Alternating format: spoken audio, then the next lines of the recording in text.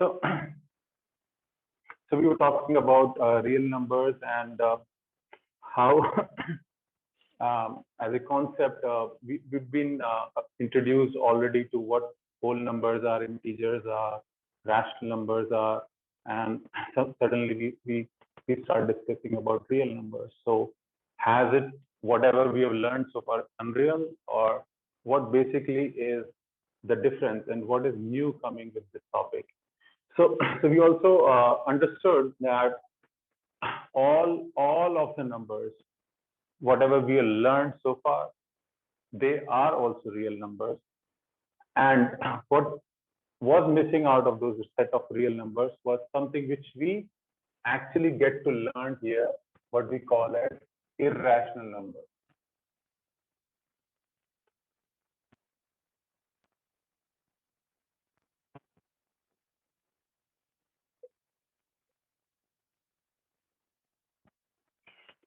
So together, irrational numbers, in short, I can write them as IR, irrational. Yes. So irrational plus rational, which is basically the family which we all know so far. Good afternoon, Anushka. So rational is everything which we have learned so far. It includes natural numbers. It also includes whole numbers. It also includes integers. So this is part of rational numbers, and together this and irrational numbers, which is something we are going to know about, is what we term as real numbers.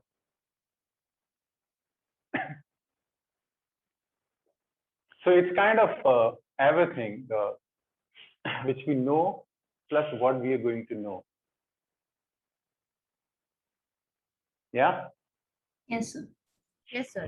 I think we have some kind of ideas. So maybe I don't know if you think it's going a little bit slow. So I can jump right into something what we know, like how we can set this thing up on, or how we can define or locate it on a number line if you know Yes, what. sir. So Yes, sir. something. We can start from Do you know how? So let me ask you. Do you know how to locate a real number on a number line? Yes, sir. Yes, sir.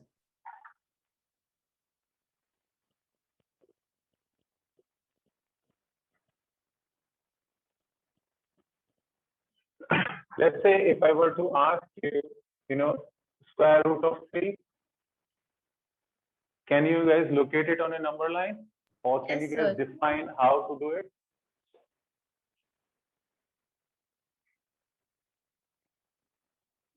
Anushka, can you tell me maybe a few steps, or how would we start with this?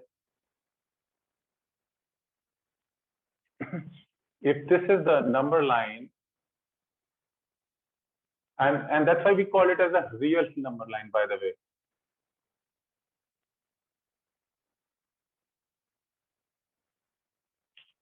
Because everything on this is a real number, including the irrational number.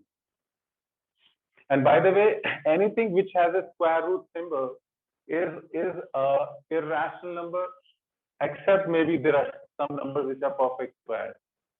So they may not be irrational numbers, but other than that, numbers which pretty much come under this square root symbol, or what we generally call it as a radical sign. This symbol is called as radical symbol.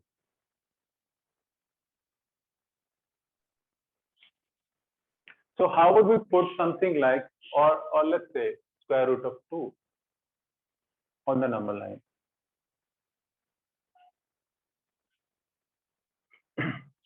Let me ask anyone, like if someone can define or someone can guide me, how would I find on the number line where this irrational number lie?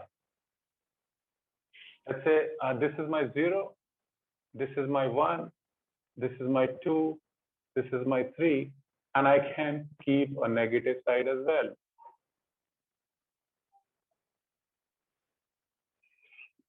Where on this number line would this be? And what are the rules? What are the steps?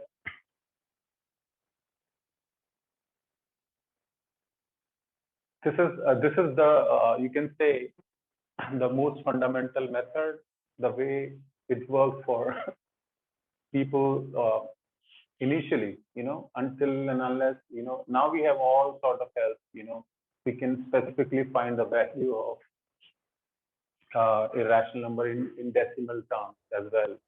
But earlier when they were, no, like how would you place how big is this number? Because ultimately numbers need to be compared, whether this is bigger than, maybe 1.1, whether it is smaller than 1.1. So the comparison needs to happen.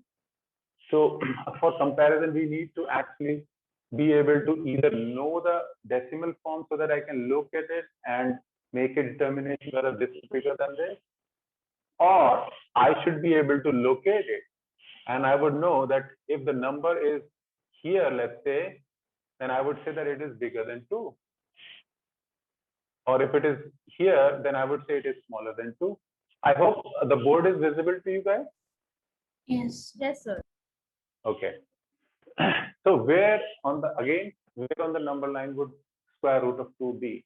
And how would we do this? Can I? You guys, yeah, anybody, like you don't need to be correct. This is not a correct or a wrong thing. It's just give it a try. Okay. So first, I think we will start with the line AB on the number line, real number line. Okay, let me draw it over here. AB, Yes. how big you want me to make it? No. Any Any? like this? Yes. I would suggest to the number line that you have made above, to make a vertical line on it. Yes. Vertical line on it. From where? Like what Yes, point do you from want one. to add it? On From 1. Okay. is of 1 centimeter, because that is the unit that we have taken. So assuming that this is 1 centimeter, you want me to draw a vertical line from 1, which is also of 1 centimeter? Is that what you Yes. want? Okay. And then the line, we can name it as AB, the one we have. So let's take this point as A then, Yes. and I can take this point above as B. Yes, and then we can just simply join 0 and B. So now I can join these 2 lines. Yes. Okay. So I think so the distance or the measurement of OB, we'll like take it and then we'll draw an arc on this number line, real number line. What you mean to say is that with O as center, with this Yes, point O as as- center, and OB as the measure of the arc using a compass, I can extend this arc somewhere on the, and it would point at a place on the number line. Let's say I call it a C. Yes, that will be root 2. And that would be the measure of how much root 2 is actually. Yes. What does everyone else think about it? Like, what do you think? Sir, we need to make the we need to make the line at a 90-degree angle. Yeah, so it's a vertical line. So that suffices that it is at a 90-degree angle. Right? So when we say vertical, that means it is at a 90-degree angle. Yes. Right? So the point is, why do you think this works?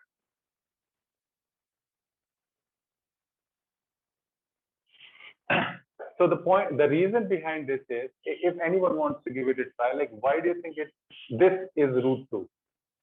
Does anyone have an understanding of why do you think this would give me root 2 and not something else?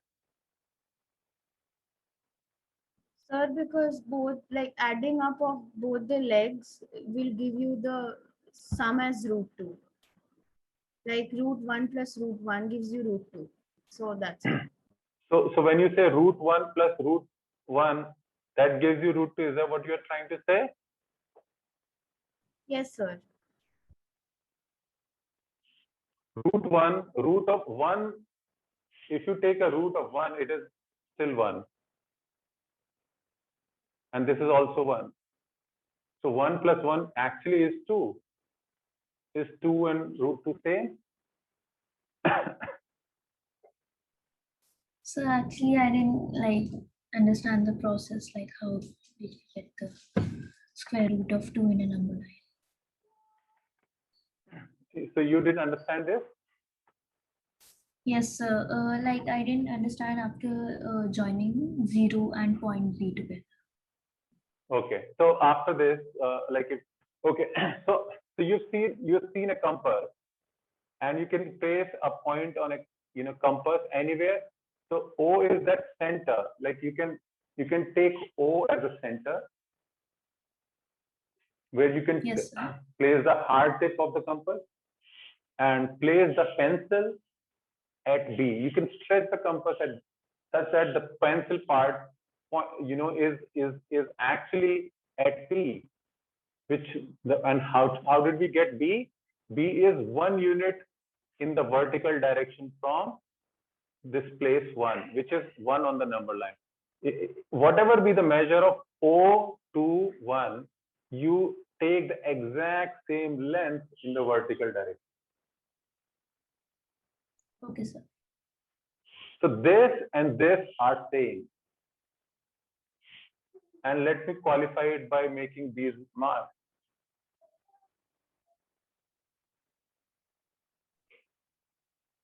Yeah, so this is a representation of, like an isosceles, these two sides are equal, right? Yes, sir. And this is a right angle triangle. Yes, sir. So with right angle triangle, we always have what we call as the Pythagoras theorem. Yes, sir. Happy. So that means if you have a right angle triangle, the two smaller sides of the right angle triangle, if you square them. So if you square 1, that means 1 square, which is OA. And if you add the square of this to the square of the other smaller side, which is again 1 unit, Yes. what do you get? You get 2. This is equal to 1. This is also equal to 1. So this is actually equal to 2. Right? Now, what is it a square of? 2 is a square of root 2. Isn't it? Yes. Yes, sir. Anybody has any doubt that 2 is a square of root 2? Can ask. So that means if you take one side as 1, the other side as 1, what you get as a hypotenuse is a measure of root 2, because it's the third side, and third side squared is actually the square of the first two sides. So sum of the square of the first two sides, as per the Pythagoras theorem. Yeah. And if you drop this arc, and what we did after that was we just had to, measure this with the compass and extend this arc wherever it meets the number line. So this point right here is your value of from O to C. O to C, this much is square root of 2.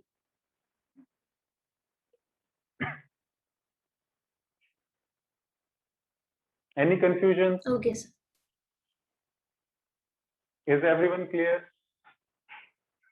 Sir, I had a doubt, sir, that in this drawing root 2 on a number line, the point which crosses the number line, that is root 2, or the distance from 0 to that point is root 2?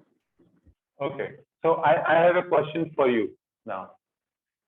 This point 3, what does this represent? So 3 centimeters from 0. Right? And that's exactly what root 2 would mean. This point root 2 would mean that you are root 2 units away from 0. Okay, sir. So you would still mark it somewhere on the number line, right? That this place, like how do you represent? Okay, this is a point 4. Okay, so this is a point which under it you will write square root of 2. Okay, sir. And this method can be extended further. That means now since we have found out what is square root of 2, I can find out what is square root of 3. By just taking another 1 unit word which is perpendicular to this root 2. Why? Because root 2 is one of the sides now, and the other unit is 1 unit. So if I do a square of root 2, and if I do the square of 1, what do I get? Root 2 square is 2, and 1 square is 1. So I get 3, which is a square of root of 3. That means if I draw complete this right angle triangle over here, and this doesn't look like a straight line, let me try again. This is square root of 3. Any doubts on this?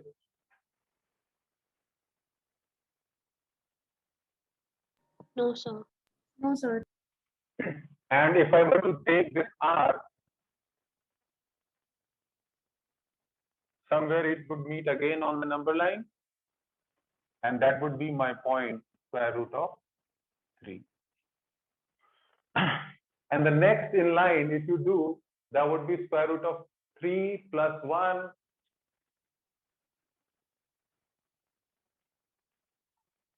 And that would be a value how much? Can anyone tell? 2 or root 4. Root of 4 is how much? 2. So that means this line now is exactly same as the measure up to this unit 2, like, and basically, and this is how we extend it: root of 3, root of 4, root of 5, 6, 7, 8, and you can try whatever you want. Root of 5 can be drawn directly as well. If you want to draw root of 5, you know what is 5? 5 is nothing but as a sum of 4 and 1. I can write 5 as a sum of 4 and 1. So if I want to basically take root of 5, so what I can do is 4 is nothing but 2 squared, and 1 is nothing but 1 squared. So I can write 5 as, or square root of 5, or square of root of 5 as the square of 2 and square of 1. That means if I take one side as 2 and the other side as 1, what I get as a hypotenuse is square root of 5. That means if I take this up to 2 or 2 units on the horizontal number line and draw 1 unit in the vertical direction like this, this hypotenuse right here would be square root of 5.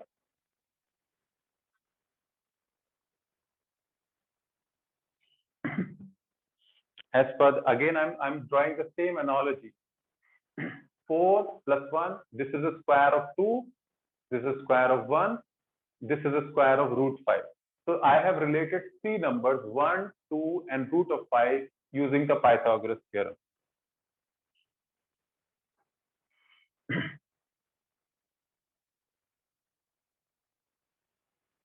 Are we clear? Yes, sir. Yes, sir. So I think what I would, you can note it down, a couple of things you can try at home.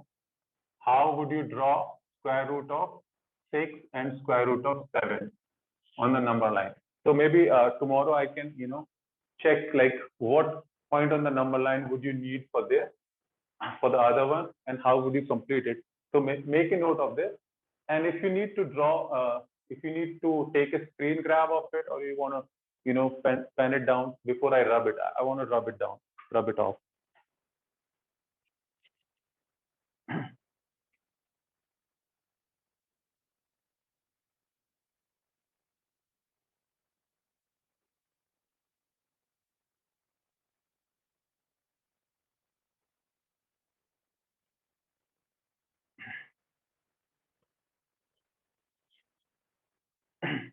Have you taken it down?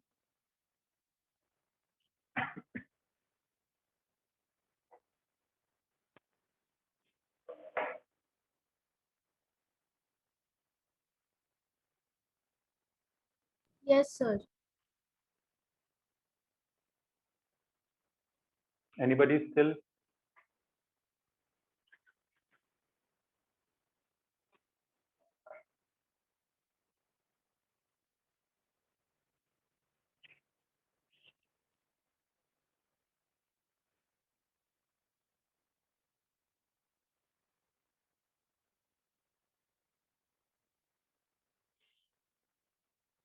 So what we can clearly understand is that even though these are irrational numbers, they are still to be found on the real number line. That's the key takeaway from it. It should not come to us as a surprise if someone says that an irrational number can also be pointed out on a number line. That's the important fact. Whether and we do understand that irrational numbers have their decimal forms also, right? Yes, sir. What is so unique about the decimal form of irrational numbers? Can someone tell me? Sir, may I? Yeah, please. It's non-terminating and it's non-recurring. It keeps on. Sorry, it's non-terminate. It's non-recurring and non-terminating both.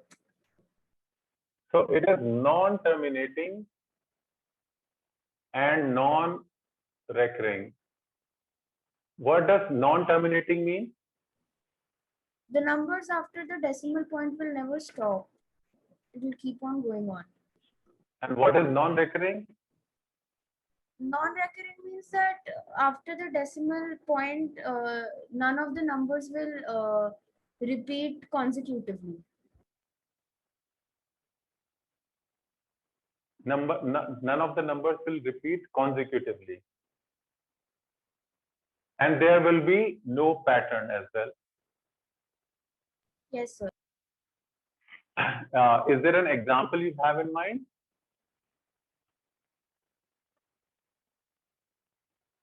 Give me a decimal form which is non-terminating and non-recurring.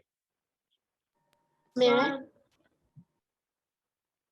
I'll ask a couple of can Paki tell me?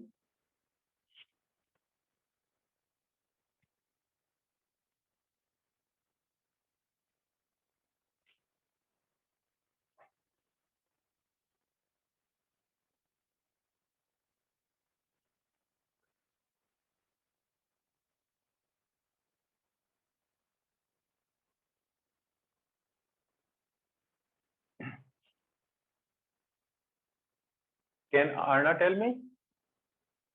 Yes, like 0.12, 0.12, then 112, and then 3 ones and 3, something like that. Can Anushka tell me another one?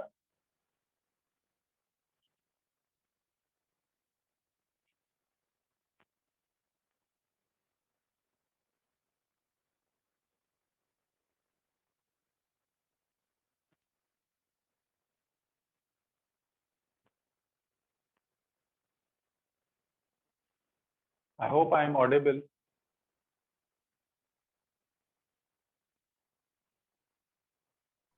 Sir, Yes, can you sir. hear me now?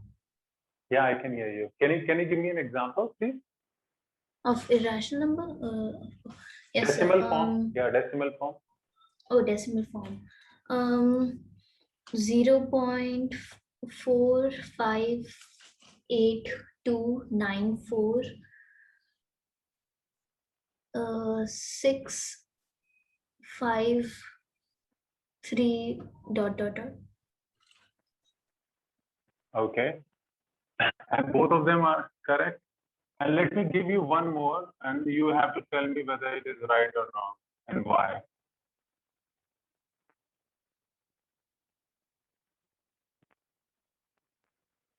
What does it look like? Talking Sir, it's about irrational number. it's an irrational number. Yes, Everyone, sir. Yes. Yes, sir. can anyone? Does anyone have any different thoughts, or is it irrational to you guys or everyone? Irrational. No, sir, it's irrational only. Did you look at this?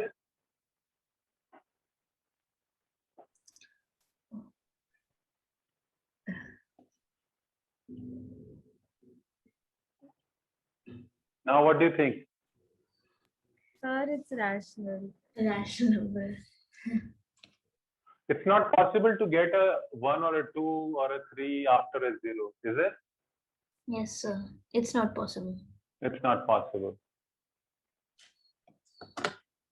And if it is a 0, that means it cannot be a non-terminating. It would terminate here. So the number is basically 0.45829. So typically, irrational number will have, as Arna said and as Anushka said, you will not see any pattern in any numbers. Like you see 1 and 2, you see 1, but there is no 2 after it. It is 1, 1, 2.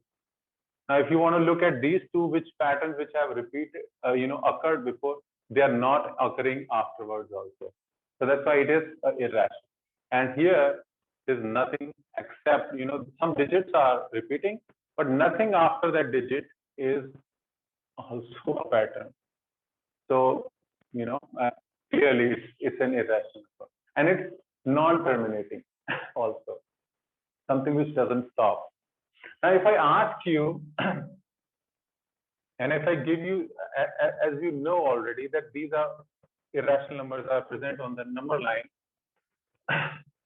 can you help me identify a couple of irrational numbers in between two rational numbers? Say, for example, 1 by 6 and 1 by 7. These are two rational numbers. Can you identify two irrational numbers in between them? Sir, may I? You already found out? Sir, like, I think, I'm not sure, but I think it's going to be like this. We need to do we need to expand it by doing the division. Mm-hmm. And then whatever, like, after the decimal, the numbers, we can extend it. So those numbers will become irrational. And then we can write any number between these two. So just like if you have 1 over 6, I want to divide it, then I get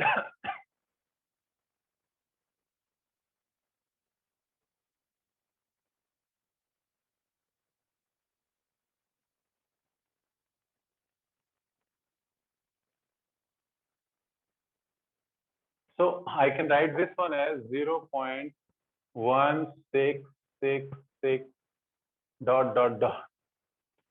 And also a way to represent some digits which repeat is using a bar, which is something like this, right?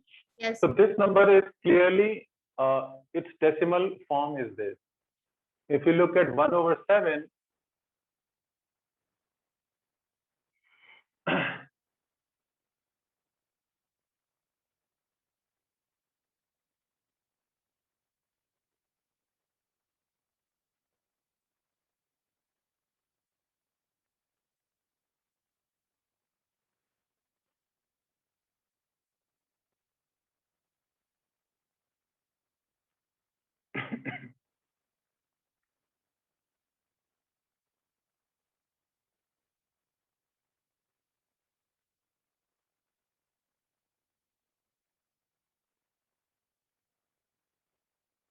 and after this one, 4 will come and 2857. So this is 0.142857, and this whole thing will repeat. Which of these two is bigger, by the way?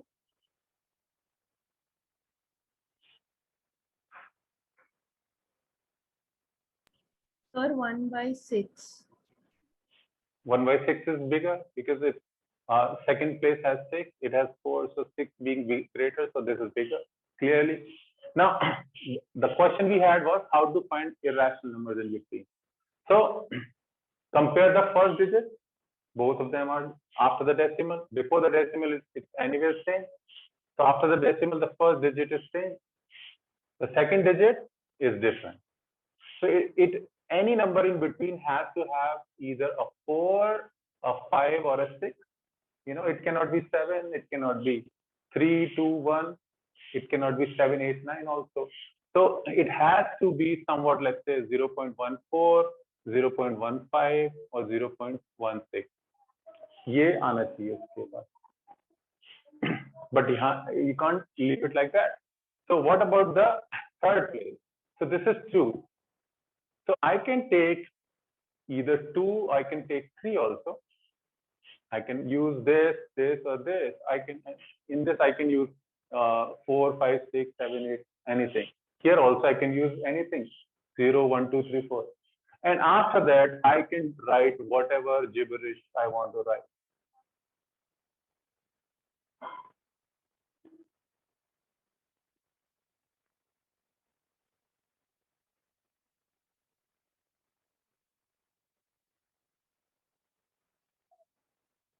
And these are irrational numbers. Yeah.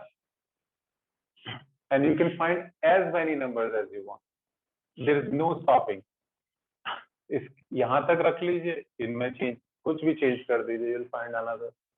You can write tens of numbers, hundreds of numbers on your own without any problem. You just have to compare first. I mean, आपको अगर result आएगा तो 1-2 digit के comparison करना पड़ेगा maximum. And apart from that, it would be just like, you know, scribbling a few random numbers without any pattern. Yeah. Yes. Yes, sir. So that's how we find out irrational numbers. Now, tell me, do you understand the properties about, you know, we've been discussing about properties of numbers in our previous videos. Like there are a few properties.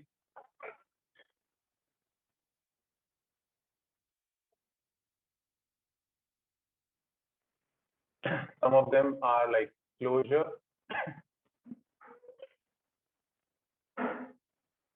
commutative,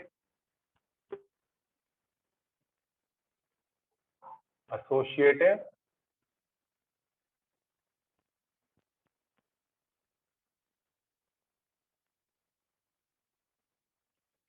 distributive. You guys have a recollection of these? Yes, sir. What is closure?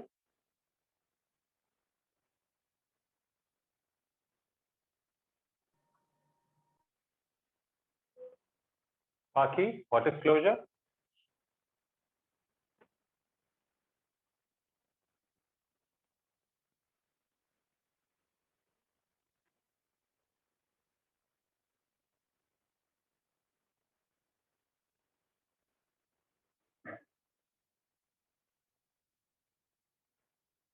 I cannot hear you, Paki. I don't know if you're speaking still, but I cannot hear you. At least.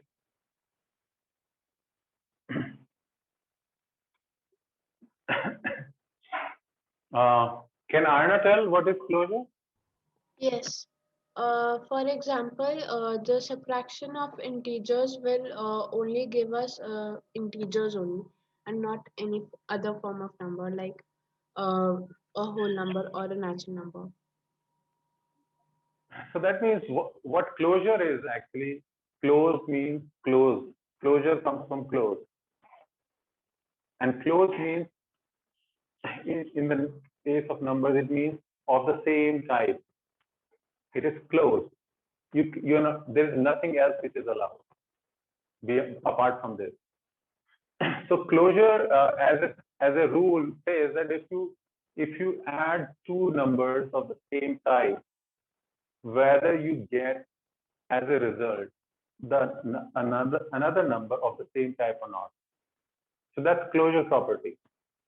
So in integers, we knew that if you add an integer to another integer, you get a third integer, right? So it is closed. Addition as an operation. So closure is basically defined for operations like addition, subtraction, multiplication, and division. So as a rule, addition as an operation was closed for closed for integers. The same thing is true about real numbers. So if you take a real number, if you add another real number to it, what you get as a result is a third real number. So say for example, a real number could be square root of 2, just to give you the most generic form. And another real number could be maybe 3. That is also a real number. It's a rational number. It's a whole number. It's an integer also, but it is also a real number. So if I add a real number, if I add one real number to another, I still get the third, which is this number, is also a real number.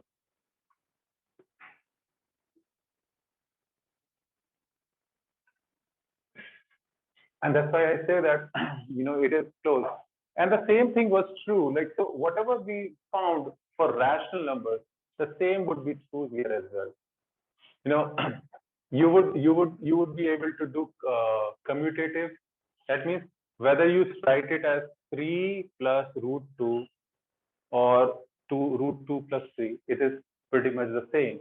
So just like in the case of rational numbers, if I did 1 by 2 and 1 by 3, it was the same as 1 by 3 plus 1 by 2. Yeah.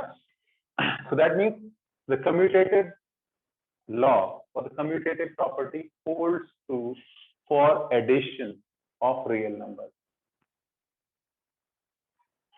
So I can write it. For addition, it is working. And it will work for multiplication as well. Meaning that if I multiply, let's say, square root of 2 with 3, this is addition.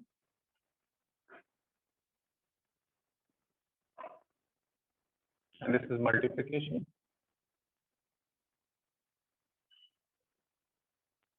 This would be the same as 3 into root of 2. There's no difference. But it does not hold true for subtraction. That means 3 minus root 2 is not the same as root 2 minus 8. Can you guys think about it and tell me whether it makes sense or not?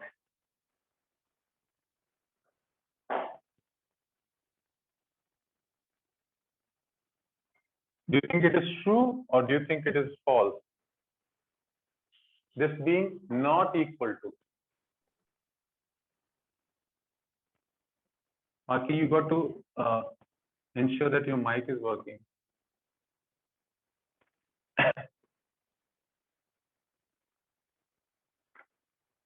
अभी किसी का नहीं mark कर रहा है. It looks like. Can you guys tell me whether this is true? Yes, sir, this is. It's not equal to root 2 It minus is 3. false. It is false. You mean like ये दोनों same है? I mean, they are not equal. They are not equal. That means this statement is true. Yes, sir. Yeah.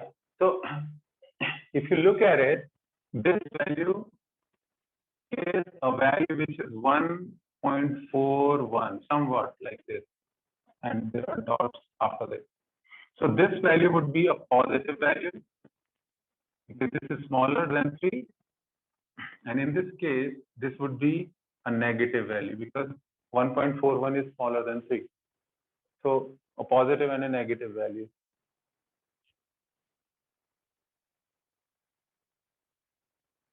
Yeah.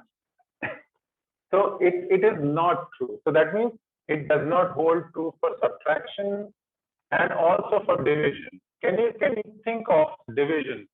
Whether using these two numbers, would you be able to make sense out of this that 3 divided by root 2 is not the same as root 2 divided by 3?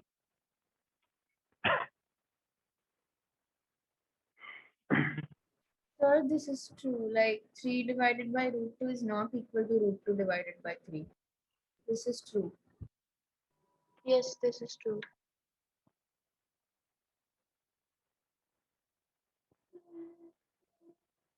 So that means what we are seeing so far is that the real number, or even when you introduce the irrational number, the rules of the game are pretty much the same, like the way they were in the case of rational numbers. Yeah, nothing different. Yes, sir. And so would be the case with associative.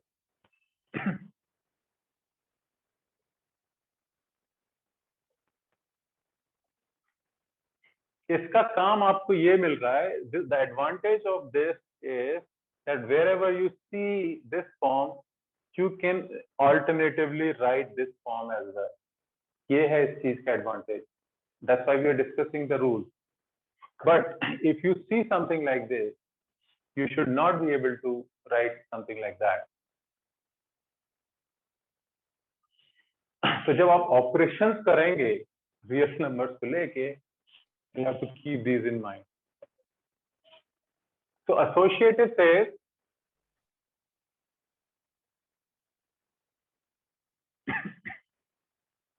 associative is related to 3 numbers.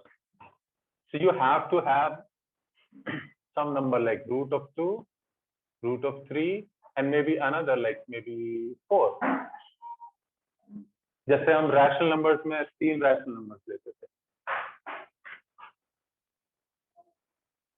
And what does associative looks like? If you want to do associative for addition, that means you want to do something like root 2 plus root 3 plus 4. And you want to see whether adding these two within brackets and adding the result to root 2 would be the same as adding these two first and adding the result to 4. So does the result of the two remain the same, or is it going to be different?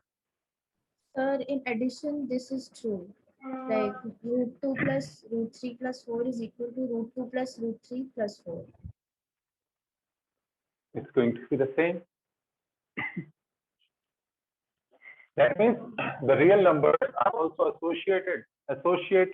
Associative property holds true for real numbers also for addition.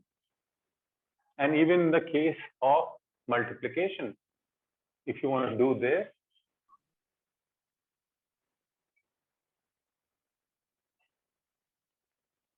and if you want to do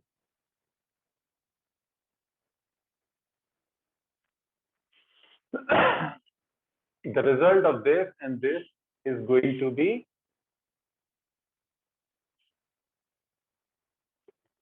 same.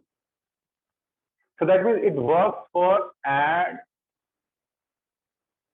it works for multiply,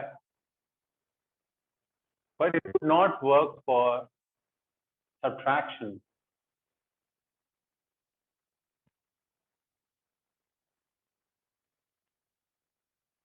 This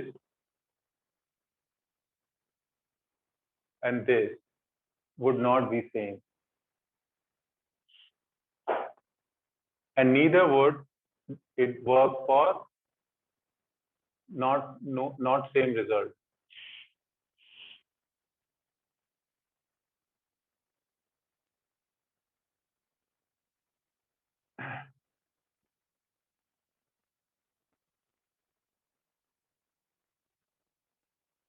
This would also not be the same. So it would not work for subtraction and division. Does it make sense, guys, so far? Yes, sir. All right. ठीक है. So आज we'll keep it here.